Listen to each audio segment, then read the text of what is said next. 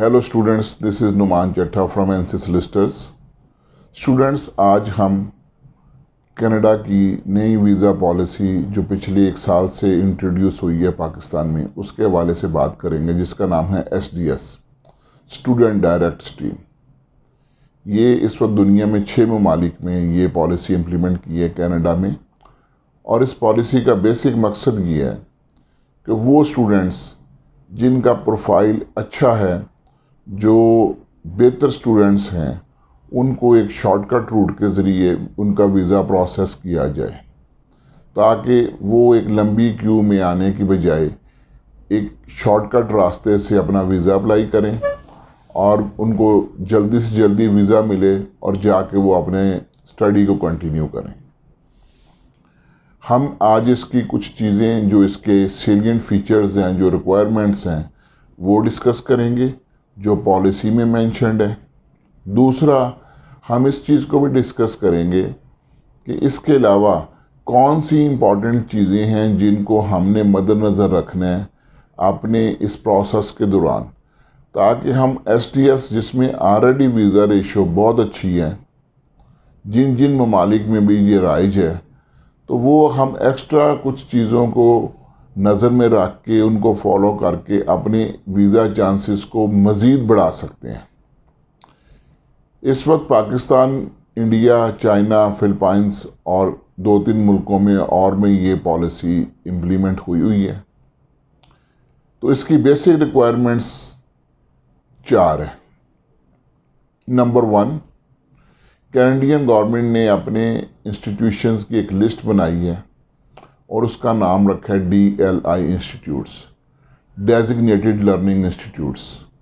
तो पहली रिक्वायरमेंट ये है कि आपने अगर SDS वीज़ा पॉलिसी के अंडर अप्लाई करना है, तो आपने वो जो डेजिग्नेटेड लर्निंग इंस्टीट्यूट्स की लिस्ट है, उसके अंदर किसी कॉलेज में या यूनिवर्सिटी में आपने अप्लाई करना है, जिसको इंस्टीट्यूट कह रहे हैं।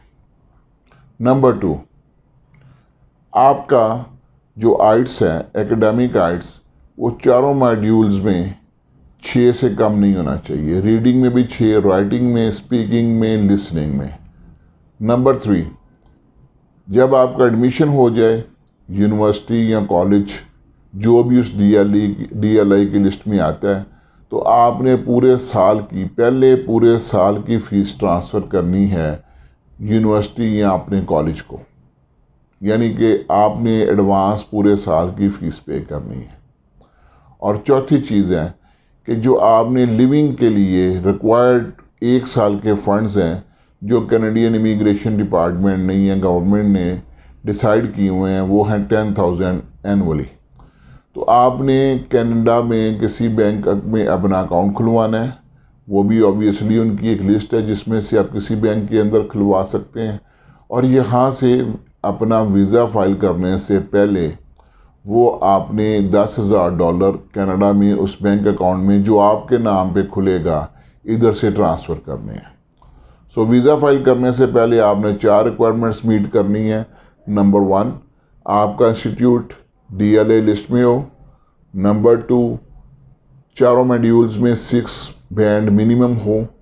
नंबर 3, आपने पूरे साल की फ़ीस यूनिवर्सिटी को ट्रांसफ़र की हो, उसका प्रूफ आपने वीज़ा एप्लीकेशन के साथ लगाना है। और नंबर 4, कि आपने $10,000 कैनेडियन बैंक में ट्रांसफ़र किए हुए हैं और उसकी एविडेंस भी आपकी वीज़ा एप्लीकेशन के साथ लगेगी। ये 4 बेसिक रिक्वायरमेंट्स हैं। इसके अलावा एज़ पर पॉलिसी कोई और फर्दर रिक्वायरमेंट नहीं है।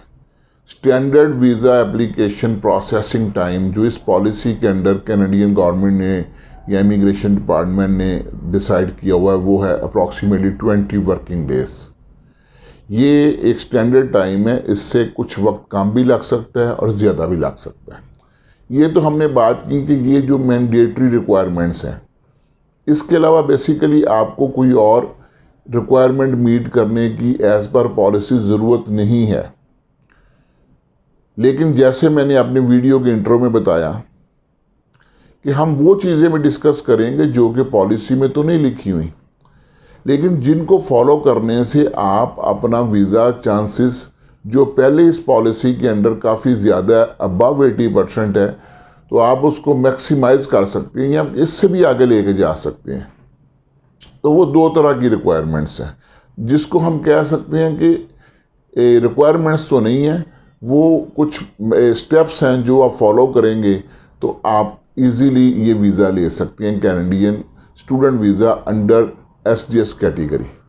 नंबर 1, कोशिश करें कि वो डीएलआई लिस्ट के अंदर जो इंस्टीट्यूट्स हैं उनमें से हमारा तजर्बा ये बताता है कि अगर आप जितने अच्छे इंस्टीट्यूट में जिसकी कनाडा में वर्ल्ड में अच्छी रैंकिंग होगी उसमें एडमिशन लेंगे तो वो इन रिक्वायरमेंट्स के साथ साथ आपके वीज़े के लिए एक बड़ा मुस्बत पहलू होगा, क्योंकि वीज़ा ऑफिसर जब ये देखेगा कि स्टूडेंट ने एक अच्छी यूनिवर्सिटी में अच्छे इंस्टीट्यूट में एडमिशन लिया हुआ है तो वो आपकी इंटेंशन के बारे में पॉजिटिव ओपिनियन डेवलप करेगा कि अगर ये बच्चा इधर पढ़ने आ रहा है तो उसने एक अच्छा इंस्टीट्यूट चुना है, और ऐसे इस तरह के इंस्टीट्यूट जनरली पाकिस्तान में अवेलेबल नहीं है।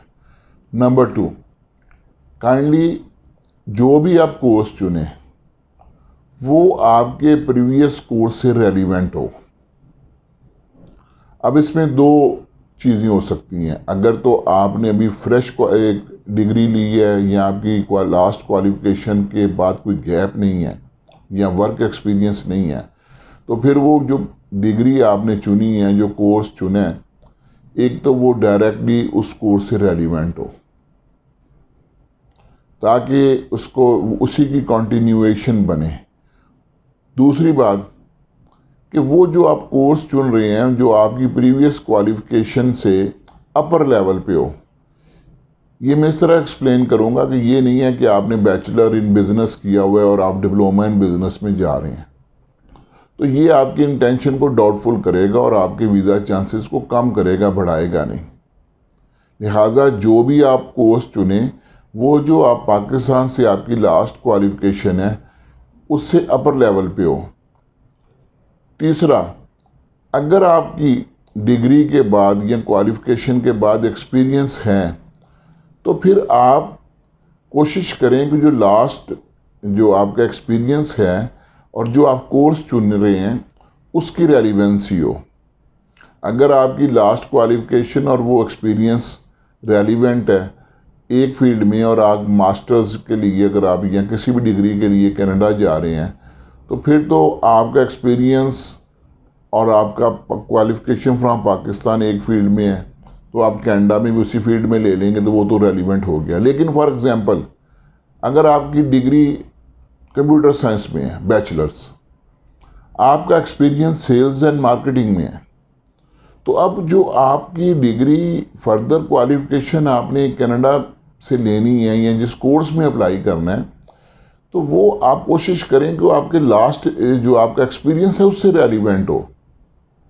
क्योंकि अगर आप दोबारा बैक टू अपनी प्रीवियस डिग्री के रेलिवेंट कोर्स ले लेंगे तो वीज़ा ऑफिसर की नज़र में ये डाउटफुल होगा कि इस बंदे की जो कैरियर है वो तो सेल्स एंड मार्केटिंग में है, जो इसने आईटी की डिग्री की है उसके ऊपर तो ये काम नहीं कर रहा, तो अब ये आईटी का कोर्स क्यों कर रहा है। और जहां आपकी इंटेंशंस के बारे में उसको डाउट होगा वहीं आपका वीज़ा रिफ्यूज़ल के चांसेस बढ़ जाएंगे। लिहाजा अगर आपकी डिग्री किसी और फील्ड में है और उसके बाद एक्सपीरियंस किसी और फील्ड में है तो कोशिश करें कि जो आपकी नेक्स्ट डिग्री या क्वालिफिकेशन आप लेने जा रहे हैं वो आपके एक्सपीरियंस से रेलिवेंट हो। हाँ, अगर आप समझते हैं कि नहीं मैंने अपनी प्रीवियस क्वालिफिकेशन को इम्प्रूव करना है और मैंने एक्सपीरियंस से रेलिवेंट एक कोर्स नहीं लेना, तो फिर आपको अपनी स्टेटमेंट ऑफ पर्पस को बड़ा सोच समझ कर बनाना पड़ेगा। आपको उसके अंदर इस पॉइंट को जस्टिफाई करना पड़ेगा। वीज़ा ऑफिसर को अपनी इंटेंशन क्लैरिफाई करनी पड़ेगी कि आप अपना रिसेंट एक्सपीरियंस से रेलिवेंट कोर्स छोड़ के प्रीवियस क्वालिफिकेशन से रेलिवेंट कोर्स में क्यों जा रहे हैं। तो ये एक और इम्पॉर्टेंट पॉइंट है। सो अभी तक हमने 3 इम्पॉर्टेंट पॉइंट डिस्कस किए। नंबर 1 कि आपकी रेलिवेंसी हो प्रीवियस क्वालिफिकेशन से या एक्सपीरियंस से। नंबर 2 आपकी प्रीवियस क्वालिफिकेशन से जिस कोर्स में आप जा रहे हैं वो अपर लेवल पे हो। और नंबर 3 कि जिस इंस्टीट्यूट में आप जा रहे हैं वो इंस्टीट्यूशन वेल रेप्यूटेड हो, वेल रैंक्ड हो, ताकि वीज़ा ऑफिसर आपकी इंटेंशंस को डाउटफुल ना समझे। अब हम आ जाते हैं वीज़ा एप्लीकेशन में फाइनेंशियल पोर्शन की तरफ। जैसे कि मैंने एसडीएस की रिक्वायरमेंट्स में बताया कि इसके अंदर आपने सिंपली पैसे ट्रांसफ़र करने हैं, साल की फ़ीस यूनिवर्सिटी के अकाउंट में और 10,000 बैंक अकाउंट में फॉर लिविंग। उसके अलावा आपको कोई फाइनेंशियल डॉक्यूमेंट्स नहीं रिक्वायर्ड। लेकिन हम बात कर रहे हैं कि अगर हम फर्दर डॉक्यूमेंटेशन करने जाते हैं या करते हैं और जिससे हमारे वीज़ा चांसेस बढ़ सकते हैं, यानी बड़े तो पहले ही होते हैं इस कैटेगरी में, इसको मैक्सिमाइज कर सकते हैं, तो उसमें मेरी सजेशन या हमारा तजर्बा और मुशाहिदा ये बताता है कि आप कोशिश करें कि अगर आप इस एसडीएस के अंदर गो कि ये डॉक्यूमेंट्स रिक्वायर्ड नहीं है, लेकिन आप अपने स्पॉन्सर जो आपके ऑब्वियसली ब्लड रिलेशन होना चाहिए, उसके एसेट्स हैं तो उनके documents with translation and evaluation ज़रूर लगाएं। अगर यूनिवर्सिटी की फ़ीस और लिविंग एक्सपेंस ट्रांसफ़र करने के बाद भी आपके स्पॉन्सर की स्टेटमेंट बड़ी रीज़नेबली मेंटेन्ड है तो वो स्टेटमेंट ज़रूर लगाएं। अगर आपके स्पॉन्सर की proof of business, proof of income एक अच्छी डॉक्यूमेंटेड एविडेंस के साथ मौजूद हैं तो वो भी ज़रूर लगाएं। देखिए, इससे ये क्या फ़ायदा होगा कि ये रिक्वायर्ड डॉक्यूमेंट्स नहीं हैं, लेकिन इसका फ़ायदा ये होगा कि आपने रिक्वायरमेंट्स भी पूरी की हुई हैं और उसके अलावा आपने अपने केस को फर्दर स्ट्रेंथन कर दिया, ताकि वीज़ा ऑफिसर, क्योंकि इस एक बात ज़हन में रखें, कैनेडियन स्टूडेंट वीज़ा वो एसडीएस कैटेगरी का हो या नॉन एसडीएस कैटेगरी का, उसमें इंटरव्यू नहीं होता। और जब इंटरव्यू नहीं होता तो वहाँ वीज़ा ऑफिसर ने सिर्फ आपकी फ़ाइल को देख के और उसी के ऊपर रिलाई करके आपका डिसीजन लेना है वीज़े के बारे में। तो जितनी आप एविडेंस या डॉक्यूमेंटेशन मजबूत तरीके से करेंगे, जितने भी क्वेश्चंस उसके ज़हन में आएंगे वो उसका जवाब उस फाइल पे मौजूद होगा। और जहां आपकी फ़ाइल पे किसी क्वेश्चन का जवाब मौजूद नहीं होगा, वहाँ वीज़ा ऑफिसर के रिफ्यूज़ल के चांसेस बढ़ जाएंगे। सो ये डॉक्यूमेंट्स लगा के आप उसके ज़हन में जो फ़ाइल के डिसीजन मेकिंग के वक्त कोई और भी क्वेश्चन आएगा, उसका जवाब भी फाइल पे मौजूद होगा। और इसके बाद एक लास्ट चीज़, आपकी स्टेटमेंट ऑफ पर्पस, वो आप एक अच्छी स्टेटमेंट ऑफ पर्पस बनाएं। बहुत सारे क्वेश्चंस ऐसे हैं जिसका जवाब ना आपके फाइनेंशियल डॉक्यूमेंट्स में होगा, ना आपकी बैंक स्टेटमेंट्स में होगा, ना आपके एसेट्स के डॉक्यूमेंट्स में होगा। उसका जवाब आपकी स्टेटमेंट ऑफ पर्पस या स्टेटमेंट ऑफ इंटेंट में होगा।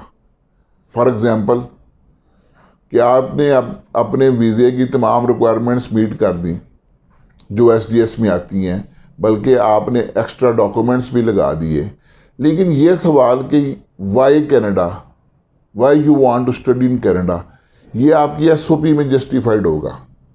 Why not studying in Pakistan, इसका जवाब आपने उस एसओपी में देना है। Why not any other country except Canada like USA, UK, Australia, इसका जवाब भी आपने अपनी एसओपी में बनाना है।